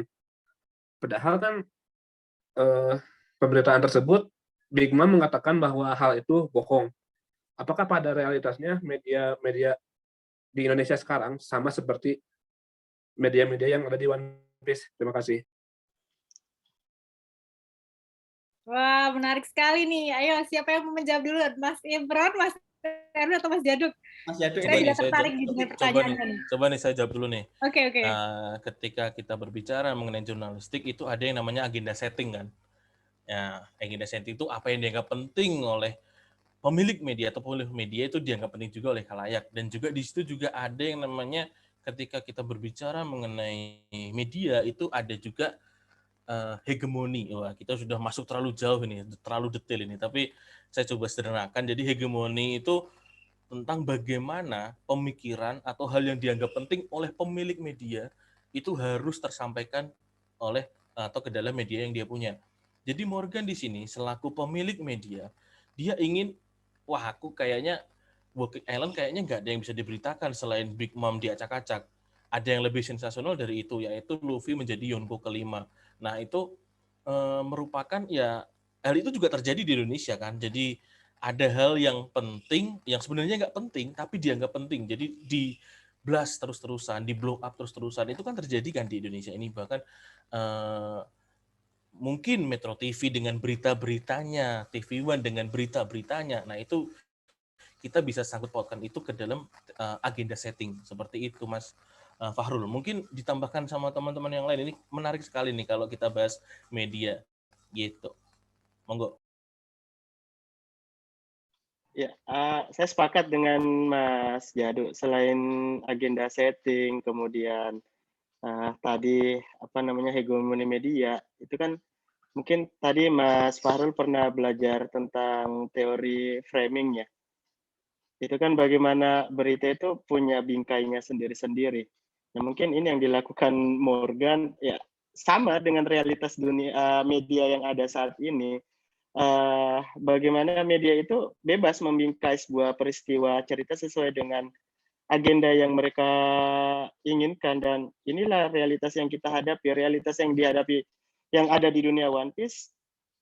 Kembali ke jeniusan Oda, ada relate-nya, ada hubungannya dengan realitas yang saat ini kita sedang jalani seperti itu. Ya. Mungkin juga dari perspektif ekonomi politik media itu juga menarik ketika dilihat dari sisi bagaimana Morgan memberitakan berita itu. Kan media itu kan semakin banyak pembaca, dia kan mendapatkan keuntungan yang semakin banyak. Jadi kita ini salah satunya adalah produknya. Produk media itu bukan berita, tapi pembaca itu sendiri kan seperti itu. Jadi semakin seperti itu kan bagaimana itu bisa dilihat bagaimana Morgan memberitakan pemberitaan itu seperti misalnya kemarin ada berita yang lebih serius daripada soal berita Nisa Sabian. Yang akhir-akhir ini kan seperti itu. Ada yang ditutupi nih gitu kan. Ada pemberitaan sebenarnya, cuman saya tidak mau bahas di sini. Nanti ada forum sendiri monggo. Ada pemberitaan lebih serius daripada pemberitaan Nisa Sabian. Ya itu memang realitas ya seperti itu, tanpa kita pungkiri ya, tanpa kita pungkiri. Mungkin mahasiswa jurnalistik juga lebih paham. Saya tidak concern ke jurnalis, cuma saya pernah belajar jurnalistik. Memang itu memang salah satu caranya. Bahkan mungkin Mas Jaduk yang bisa melihat orang di media itu sudah bakal bisa memprediksi kira-kira bahkan 3-7 hari ke depan apa yang akan menjadi headline atau trending di dalam berita itu. Orang-orang media juga punya kemampuan seperti itu. Nah itu yang mungkin kalau kita bicara ini lebih panjang lagi, nanti akan ada forumnya lah. Kita buat forum sendiri khusus untuk ini nanti mungkin seperti itu. Gitu. Mungkin semoga bisa menjawab. Mau menambahkan dikit lagi nih. Itu sebenarnya ada yang lebih seru daripada setelah Wall Cake Island. Mungkin setelah Reverie itu mungkin lebih seru lagi, bahwa di situ diberitakan ada apa dengan Sabu, terus mengapa kok sampai pegawai atau aku bilangnya apa ya, staff kali ya, staff buat government sampai bisa masuk ke Morgan sampai nawarin cek bernilai uang yang nggak cukup, nggak sedikit juga mungkin. Nah itu kan juga hal yang sama dengan realitas yang ada di sekarang ini kayak gitu. Itu kan lebih bisa untuk itu lebih ada apa nih? Ada apa yang ditutupi nih sama pemerintah nih? Nah kayak gitu loh. Itu bisa apa ya? Bisa menggelitik juga gitu. Oke, terima kasih. Mungkin buat teman-teman jurnalistik bisa nanti studi komparasi antara struktur media di One Piece dengan struktur media di dunia kita. Langsung aja dibandingkan. Bisa tuh. Iya kan? Terus lebih sederhana kan? Jadinya bisa langsung ACC. Oke. Kemudian ada pertanyaan dari Zulfikar Bisma Putra Rozi. Monggo silahkan. Mas Zulfikar. Atau Pak Zulfikar. Terserah dipanggil Mas atau Bapak juga bisa. Baik, terima kasih atas waktunya Mbak atau Mbak, ini saya juga bingung ini sekarang ini. Apa saja boleh lah, di sini bebas pokoknya. Kita sama-sama nakama satu level ya berarti. Baik, terima kasih kepada narasumber. Perkenalkan di sini saya Zulfikar Bisma Putra Rozi. Kebetulan di sini nih saya disiplin ilmunya ini yang mungkin agak beda sedikit. Yang mana ini kan pada diskusi ini kan bahasannya kan lebih kepada ilmu komunikasi. Dan mohon maaf di sini kebetulan saya ini backgroundnya orang hukum, Mbak. Nah, tapi di sini saya bukan mau bahas hukum. Saya awal-awalnya saya mau membahas tentang analogi yang terjadi di dunia One Piece dan realitanya dalam dunia nyata. Ini gini. Kalau saya menilai-nilai dari struktur ketatanegaraan itu kan ada tadi disebutkan, mohon maaf tadi saya lupa pematerinya siapa, ada masyarakat sipil, ada bajak laut, ada kerajaan, dan hingga sampai ada Tenryubito dan yang lainnya. Nah, itu tuh saya gini, seingat saya tuh kalau dalam struktur pemerintahannya One Piece itu kan yang menguasai, yang menjalankan pemerintahan itu kan adalah pemerintah dunia, di mana pemerintah dunia itu kan membawai sebuah angkatan laut gitu kan ya, kalau tidak salah, tolong kalau saya salah dibenarkan. Nah terus dari pemerintah dunia itu kan saya melihat itu ada yang namanya Gorosei, di mana di sini saya lihat ini Gorosei ini para admiral di situ itu kan nurut gitu loh sama Gorosei, yang mana kalau saya tidak salah itu Gorosei itu jumlahnya itu ada berapa, 5 apa kalau tidak salah ya. Ini cocok sih kalau saya bilang penerapannya sebagaimana kalau dalam PBB itu kan hanya 5 negara yang memiliki hak veto, yang memiliki hak tertinggi kalau seingat saya, yaitu ada Amerika, Inggris, Prancis, Cina, dan Rusia. Nah, ternyata yang saya waktu itu saya pikir itu sudah ada penguasa tertinggi. Ternyata di atas Gorose itu kan ada Im Sama, yang mana menurut saya di sini itu kan raja dunia gitu loh. Nah, kalau ini saya sedikit menyampurkan antara dunia nyata dengan dunia komik ya. Saya jadi berpikir seperti ini. Kalau memang misalkan One Piece itu adalah wujud dari realisasi perwujudan dari dunia nyata. Jangan-jangan ini saya punya berpikir ini. Saya ingin tanya kepada semua narasumber ini ya berdasarkan pendapat masing-masing. Apa jangan-jangan dari seluruh negara-negara di dunia ini kita ini memiliki raja dunia yang sebenarnya yang mana raja dunia ini tidak tampak gitu loh. Maksudnya seperti ini loh. Kan para negara-negara itu kan diwakili diplomat masing-masing ya di PBB ya sebagai perwakilan negara, sebagai perwakilan bangsa-bangsa. Nah, dari semua anggota PBB itu kan ada katakanlah 5 negara superior yang memiliki hak veto. Kalau dikaitkan dengan One Piece, apa jangan-jangan ada yang lebih superior lagi daripada 5 negara yang memiliki pemegang hak veto tersebut? Gitu. Monggo, itu saja pertanyaan dari saya. Terima kasih. Wah, teori nih, Wah. Ini teori konspirasi. Konspirasi ini. Bukan ini. Teori konspirasi ini, berbahaya ini. Berbahaya. Resen. Enggak. Silakan yang berani menjawab. Silakan. Mantap pertanyaannya Mas Zulfikar. Gitu kan. Kalau saya ya, kalau dari pertanyaan itu, wah ini pertanyaan di luar ekspertis saya nih, di luar keilmuan saya ini. Saya cuma bisa menjawab bahwa PBB itu kan ada ketuanya ya. Perserikatan Bangsa-Bangsa itu ada ketuanya ya. Nah, mungkin itu dia ketuanya yang terlihat ya, ketua yang terlihat. Tapi kalau pertanyaannya ketua yang tidak terlihat, aduh, saya juga agak berani menyimpulkan hal seperti itu karena itu sekali lagi itu di luar ekspertis dan keilmuan saya. Mungkin Mas Imron ini mungkin yang lebih tahu nih tentang, soalnya dia kan berkaitan dengan komunikasi pembangunan, mungkin ada hal-hal intrik-intrik yang mungkin dia bisa bagikan ke kita ini. Monggo Mas Imron. Oke. Kalau ini kita berteori agak halu jadinya ya. Ya bolehlah, enggak apa-apa misalnya. Kita bisa melihat itu sebagai sebuah analogi teks, itu enggak apa-apa. Representasi kalau di komunikasi itu ada konsep yang namanya representasi. Bagaimana penggambaran struktur pemerintahan dunia dengan struktur pemerintahan One Piece bisa kita kaji.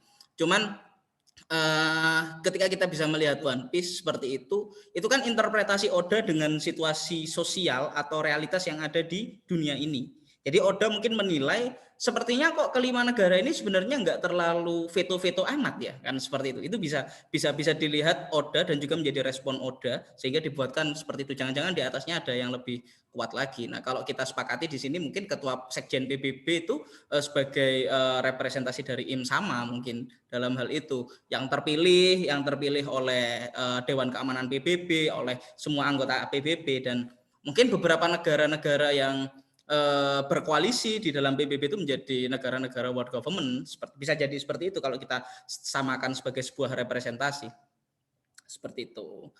Oke, mungkin itu saja dari saya. Tapi enggak apa-apa, itu bisa dikaji. Di komunikasi itu ada konsep namanya representasi, punyanya Stuart Hall. Jadi monggo itu bisa menjadi landasan hukum juga. Saya enggak tahu. Kalau orang hukum risetnya seperti apa, bisa menjadi salah satu riset. Bahkan kayaknya sistem seperti ini enggak benar menurut Eiichiro Oda. Itu naskah akademiknya seperti ini. Nah, bahasanya orang hukum kayak gitu. Silakan Mas, kalau misalnya ada mau rencana seperti itu enggak apa-apa. Cuman kalau dari saya bisa direpresentasikan seperti itu seperti itu. Bebas seorang peneliti itu merepresentasikan seperti yang dilakukan oleh Eiichiro Oda, bagaimana dia menginterpretasi yang ada di situ. Mungkin itu dari saya. Mas Erwin mungkin ada yang tambahkan? Cukup, sudah terwakilkan tadi dari Mas Imron dan Mas Jadu. Oke, para peserta yang cukup banyak pada siang hari ini, mohon maaf karena waktunya sudah pukul 3.30 lebih. Saya rasa pertanyaannya cukup. Tadi ada yang request Mas Imron, Mas Erwin, dan Mas Jadu untuk dibuatkan grup khusus yang membahas tentang ini. Jadi mungkin nanti ya bisa, atau mungkin nanti akan ada webinar realitas One Piece season 1, season 2, season 3, dan season selanjutnya. Mohon maaf teman-teman, tidak semua pertanyaan bisa dijawab oleh narasumber karena terbatasnya waktu. Semoga di lain kesempatan kita bisa ada season One Piece selanjutnya yang membahas tentang One Piece yang lebih kompleks lagi, yang lebih dalam lagi. Mungkin ada apa ya, bukan pesan terakhir ya. Mungkin ada kalimat terakhir yang ingin disampaikan oleh para narasumber sebagai summary atau wrap up dari apa yang disampaikan pada siang hari ini. Monggo bisa salah satu atau satu-satu silahkan.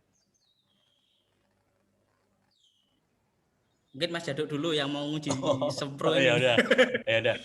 Kalau dari saya, jadi kita bertiga sebenarnya bisa membuktikan bahwa hal-hal yang mungkin dia anggap fiksi, hal-hal yang mungkin dianggap guyonan oleh orang lain itu bisa menjadi suatu hal yang serius yang kemudian bisa diangkat menjadi penelitian. Kuncinya adalah kita harus peka dengan simbol-simbol yang ada di sekitar kita, bahkan itu apapun itu pasti bisa diteliti, khususnya dalam ranah komunikasi. Karena sekali lagi komunikasi itu adalah meneliti atau mengkaji pesan, ya kan? Pesan itu kan bisa dari mana saja, dari gambar, dari buku, dari tulisan dan kawan-kawan. Jadi buat teman-teman di sini tetaplah berpikir kritis tentunya, berpikir kritis dan kreatif, out of the box untuk bisa untuk kemudian mengambil hikmah dari apa yang kita suka, dalam hal ini adalah One Piece. Dan terakhir, jangan lupa chapter 108 sudah keluar gitu. Oke. Saya tambahkan sedikit sambil mau membaca chapter 108. Nah, seperti yang katanya Mas Jaduk tadi, One Piece itu bukan hanya sekedar karya fiksi menurut saya, tapi One Piece sudah hidup dalam kehidupan kita. Kadang kita sudah tidak bisa membedakan mana itu realitas dan mana itu fiksi ketika sudah berbicara soal One Piece. Nah, ini kan kita membicarakan sesuatu yang fiksi, tetapi kita bicarakan beneran di forum ini. Kita nyata ada di sini, kan seperti itu. Nah, apakah ini bukan sebuah fenomena? Lah, ketika ini sebuah fenomena berarti sudah bisa di-riset, kan seperti itu.